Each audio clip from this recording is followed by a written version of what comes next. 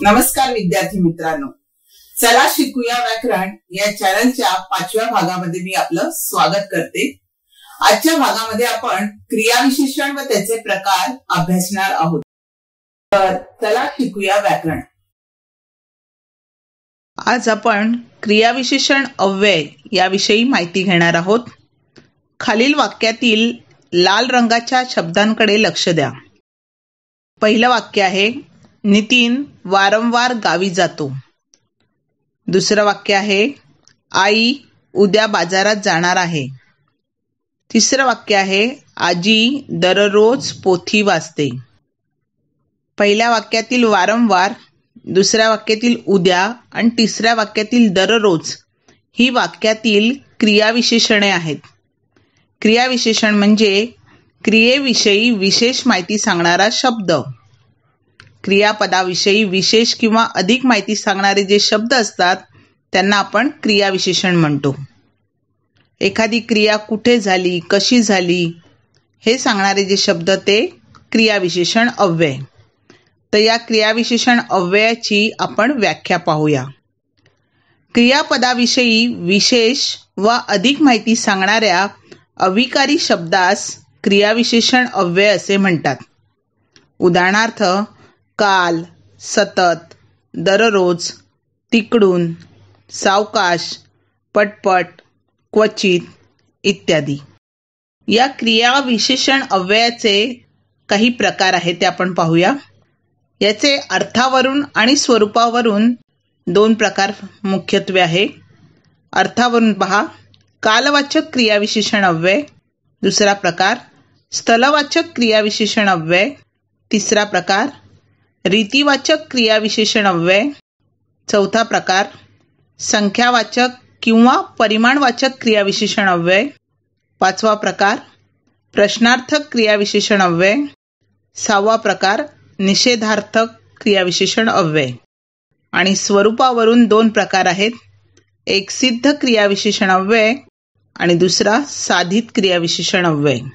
क्रियाविशेषण अव्ययाचे अर्थावरून पडणारे प्रकार आपण आता पाहणार आहोत। पहिला प्रकार आहे कालवाचक क्रियाविशेषण अव्यय। त्याची व्याख्या अशी आहे, ज्या क्रियाविशेषण अव्ययाद्वारे वाक्यातील काळाचा बोध होतो त्या शब्दांना कालवाचक क्रियाविशेषण अव्यय असे म्हणतात। त्याचे एकूण 3 प्रकार आहेत। पहिला आहे कालदर्शक क्रियाविशेषण अव्यय, दुसरा आहे सातत्यदर्शक क्रियाविशेषण अव्यय आणि तिसरा आहे आवृत्तीदर्शक क्रियाविशेषण अव्यय। तर पहिल्या प्रकार पाहूया आपण, कालदर्शक क्रियाविशेषण अव्यय। वाक्यातील क्रिया केव्हा घडली हे दर्शविणाऱ्या शब्दांना कालदर्शक क्रियाविशेषण अव्यय असे म्हणतात। उदाहरण बघा, मी काल शाळेत गेलो होतो। या वाक्यात काल हे कालदर्शक क्रियाविशेषण अव्यय आहे। ही क्रिया केव्हा घडली हे सांगणारा हा शब्द आहे काल। दुसरं वाक्य, बाबा उद्या गावाला जातील। केव्हा गावी जाणार, तर उद्या। क्रिया कधी घडणार हे आपल्याला उद्या या कालदर्शक क्रियाविशेषण अव्ययावरून लक्षात येतं। अजून काही उदाहरणं सांगते मी त्याची। पूर्वी, आज, आधी, सध्या, मागे इत्यादी। कालवाचक क्रियाविशेषणाचा दुसरा प्रकार आहे सातत्यदर्शक क्रियाविशेषण अव्यय। याची व्याख्या पहा, वाक्यातील क्रियेचे सातत्य दर्शवणाऱ्या शब्दांना सातत्यदर्शक क्रियाविशेषण अव्यय असे म्हणतात। उदाहरणार्थ, पाऊस सतत कोसळत होता। सतत या शब्दावरून आपल्याला त्या क्रियेचे सातत्य लक्षात येते, म्हणून सतत हे सातत्यदर्शक क्रियाविशेषण अव्यय आहे। दुसरं वाक्य, मी नेहमी वाचन करतो। म्हणून नेहमी हा शब्द सातत्यदर्शक क्रियाविशेषण अव्यय आहे। अजून काही उदाहरण पहा, सदा, सर्वदा, नित्य, दिवसभर, आजकाल इत्यादी। कालवाचक क्रियाविशेषण अव्ययाचा तिसरा प्रकार आहे आवृत्तीदर्शक क्रियाविशेषण अव्यय। त्याची व्याख्या पहा, वाक्यात घटनेची पुनरावृत्ती दर्शविणाऱ्या शब्दांना आवृत्तीदर्शक क्रियाविशेषण अव्यय असे म्हणतात। उदाहरणार्थ, आजोबा दररोज वर्तमानपत्र वाचतात. म्हणजे वाचण्याची जी घटना आहे त्याची पुनरावृत्ती दर्शवणारा शब्द आहे दररोज. म्हणून दररोज हा आवृत्तीदर्शक क्रियाविशेषण अव्यय आहे. दुसरं वाक्य, वाचताना राम पुन्हा पुन्हा अडखळत होता. पुन्हा पुन्हा पुनरावृत्ती दर्शवणारा हा शब्द आहे, म्हणून याला आवृत्तीदर्शक क्रियाविशेषण अव्यय असे म्हणतात. अजून याची काही उदाहरणं पहा. वारंवार, क्षणोक्षणी इत्यादी. क्रियाविशेषण अव्ययाचा अर्थावरून पडणारा पहिला प्रकार आपण पाहिला. आता दुसरा प्रकार आहे स्थलवाचक क्रियाविशेषण अव्यय. याची व्याख्या पहा. ज्या क्रियाविशेषणाद्वारे क्रियेच्या स्थळ वा ठिकाणाचा बोध होतो त्या अव्ययास स्थलवाचक क्रियाविशेषण अव्यय असे म्हणतात. म्हणजे ती क्रिया कोणत्या ठिकाणी घडली हे सांगणारे शब्द. उदाहरणार्थ बघा, येथे, तिथे, वर, खाली. या स्थलवाचक क्रियाविशेषण अव्ययाचे दोन प्रकार आहेत. पहिला प्रकार आहे स्थितीदर्शक क्रियाविशेषण अव्यय आणि दुसरा प्रकार आहे गतिदर्शक क्रियाविशेषण अव्यय. आता आपण स्थितीदर्शक क्रियाविशेषण अव्यय म्हणजे काय ते पाहूया. उदाहरणावरून तुमच्या लक्षात येईल. पहिलं उदाहरण आहे, मी येथे उभा होतो. आणि दुसरं वाक्य आहे, तो वर चढला. येथे आणि वर हे दोन्ही शब्द वाक्यातील क्रियेची स्थिती दाखवत आहेत, म्हणून हे स्थितीदर्शक क्रियाविशेषण अव्ययाची उदाहरणे आहेत. अजूनही काही उदाहरणं पहा. खाली, अलीकडे, मागे, पुढे, तिथे. ही सगळी उदाहरणे आपल्याला स्थिती दाखवतात, म्हणून ही स्थितीदर्शक क्रियाविशेषण अव्यय आहेत. स्थलवाचक क्रियाविशेषणाचा दुसरा प्रकार आहे गतिदर्शक क्रियाविशेषण अव्यय. उदाहरणाद्वारे समजून घेऊया. पहिलं उदाहरण, जंगलातून जाताना मागून सिंह आला. दुसरं वाक्य, शाळेत जाताना तिकडून ये. मागून, तिकडून हे शब्द आपल्याला क्रियेची गती दाखवतात, म्हणून यांना गतिदर्शक क्रियाविशेषण अव्यय असे म्हणतात. अजून काही उदाहरणं पहा. पुढून, वरून, खालून, लांबून, दुरून इत्यादी. क्रियाविशेषण अव्ययाचा अर्थावरून पडणारा तिसरा प्रकार आहे रीतिवाचक क्रियाविशेषण अव्यय. त्याची व्याख्या पहा. वाक्यातील क्रिया कशी घडते किंवा तिची रीत दाखवण्यासाठी जे शब्द वापरतात त्यांना रीतिवाचक क्रियाविशेषण अव्यय असे म्हणतात. त्यातही तीन प्रकार आहेत. प्रकारदर्शक क्रियाविशेषण अव्यय, दुसरा अनुकरणदर्शक क्रियाविशेषण अव्यय आणि तिसरा निश्चयदर्शक क्रियाविशेषण अव्यय. पहिला प्रकार पहा, प्रकारदर्शक क्रियाविशेषण अव्यय. उदाहरण, राधा सावकाश चालते. दुसरं वाक्य, सागर हळू बोलतो. सावकाश, हळू हे शब्द आपल्याला वाक्यातील ती क्रिया कशा प्रकारे होते हे दाखवितात, म्हणून सावकाश, हळू ही प्रकारदर्शक क्रियाविशेषण अव्ययाची उदाहरणे आहेत. दुसरा प्रकार आहे अनुकरणदर्शक क्रियाविशेषण अव्यय. त्याचे उदाहरण पहा. तिने पटापट कामे आवरली. दुसरं वाक्य, फुले टपटप पडत होती. पटापट, टपटप हे शब्द वाक्यातील क्रिया कशी घडते त्याचे अनुकरण दर्शवणारे आहेत, म्हणून अनुकरणदर्शक क्रियाविशेषण अव्यय होत. रीतिवाचक क्रियाविशेषण अव्ययाचा तिसरा प्रकार आहे निश्चयदर्शक क्रियाविशेषण अव्यय. उदाहरणार्थ बघा, तू नक्की पहिला येशील. दुसरं वाक्य, मीरा खुशाल घरी जा. नक्की, खुशाल या दोन्ही शब्दांवरून वाक्यातील निश्चय आपल्याला लक्षात येतो की ही क्रिया नक्कीच होणार, म्हणून हे निश्चयदर्शक क्रियाविशेषण अव्यय आहेत. क्रियाविशेषण अव्ययाचा अर्थावरून पडणारा चौथा प्रकार आहे संख्यावाचक किंवा परिमाणवाचक क्रियाविशेषण अव्यय. व्याख्या पहा.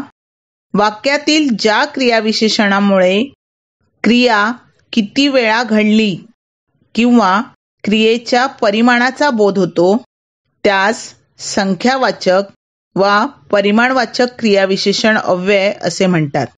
उदाहरणार्थ, समीर जास्त अभ्यास करतो. जास्त या शब्दावरून ती क्रिया किती वेळा घडली हे आपल्या लक्षात येतं. दुसरं वाक्य, मी क्वचित गाणे म्हणते. क्वचित हा शब्द सुद्धा ती क्रिया किती वेळा होते हे सांगणार आहे. म्हणून जास्त आणि क्वचित हे दोन्ही शब्द संख्यावाचक क्रियाविशेषण अव्यय आहेत. क्रियाविशेषण अव्ययाचा अर्थावरून पडणारा 5वा प्रकार आहे प्रश्नार्थक क्रियाविशेषण अव्यय. त्याची व्याख्या पहा. वाक्यातील ज्या क्रियाविशेषणातून प्रश्नाचा बोध होतो त्यास प्रश्नार्थक क्रियाविशेषण अव्यय असे म्हणतात.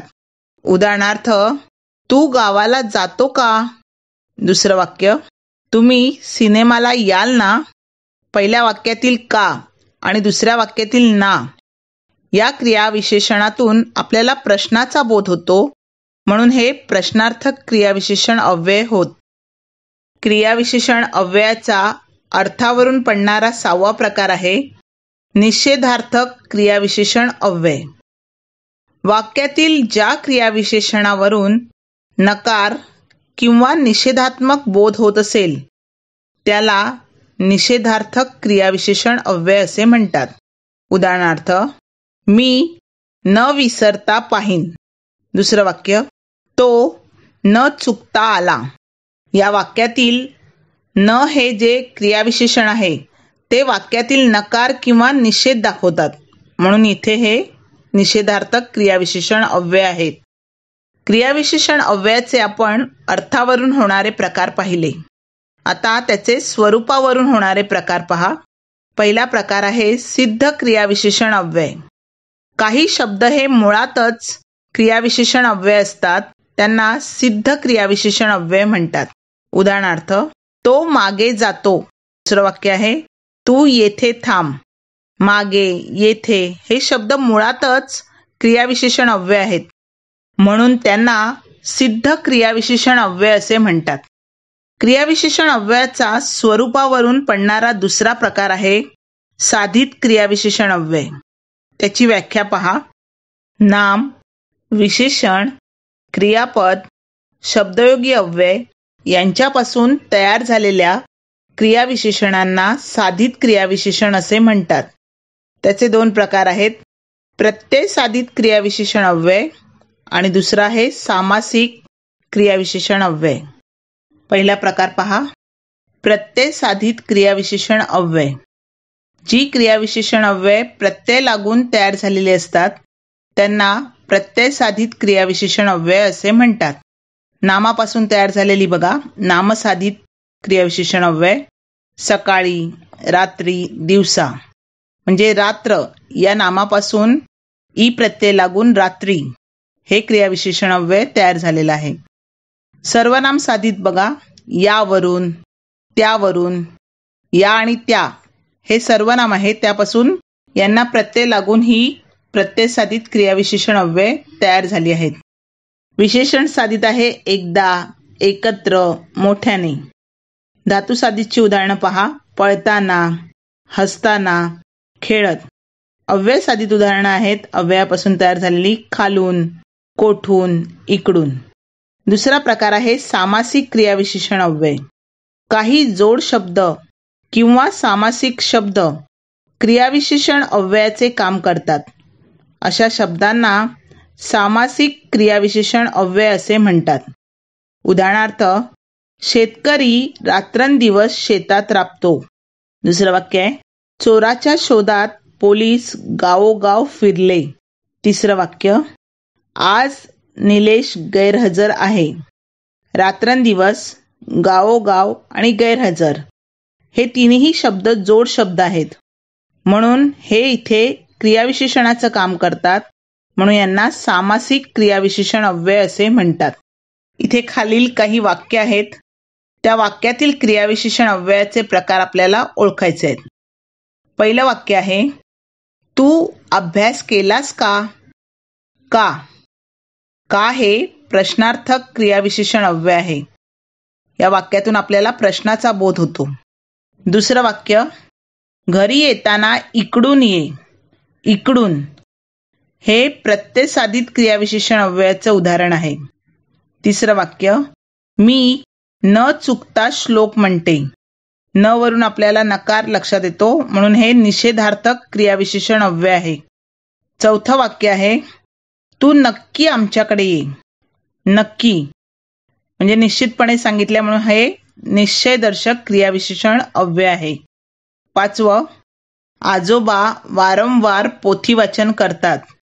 या वाक्यात वारंवार हा शब्द आवृत्तीदर्शक आहे. ती आवृत्ती किती वेळा झाली हे सांगणार आहे, म्हणून हे आवृत्तीदर्शक क्रियाविशेषण अव्ययाचे उदाहरण आहे. सहावं वाक्य, समीरा मागे बसली आहे. कुठे बसली आहे? मागे. मागे ही तिची स्थिती दाखवली जाते, म्हणून हे स्थितीदर्शक क्रियाविशेषण अव्यय आहे. सातवं, तो कमी बोलतो. किती प्रमाणात बोलतो? कमी. म्हणजे त्याचा परिमाण दाखवला आहे, त्यावरून आपल्याला संख्येचा बोध होतो, म्हणून हे संख्यावाचक क्रियाविशेषण अव्यय आहे. आठवं, ससा तुरुतुरु चालतो. त्याच्या चालण्याची रीत आपल्या लक्षात येते, तो कशा प्रकारे चालतो, म्हणून हे प्रकारदर्शक क्रियाविशेषण अव्ययाचे उदाहरण आहे.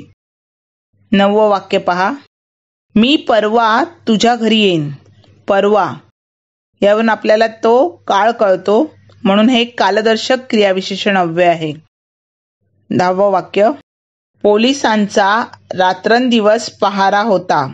रात्रंदिवस हा जोड शब्द आहे, सामासिक शब्द आहे, म्हणून हे सामासिक क्रियाविशेषण अव्ययाचे उदाहरण आहे. आजच्या या भागात तुम्ही क्रियाविशेषण व त्याचे प्रकार नक्कीच अभ्यासले असतील. तर यानंतर पुढच्या भागात आपण अभ्यासणार आहोत शब्दयोगी अव्यय.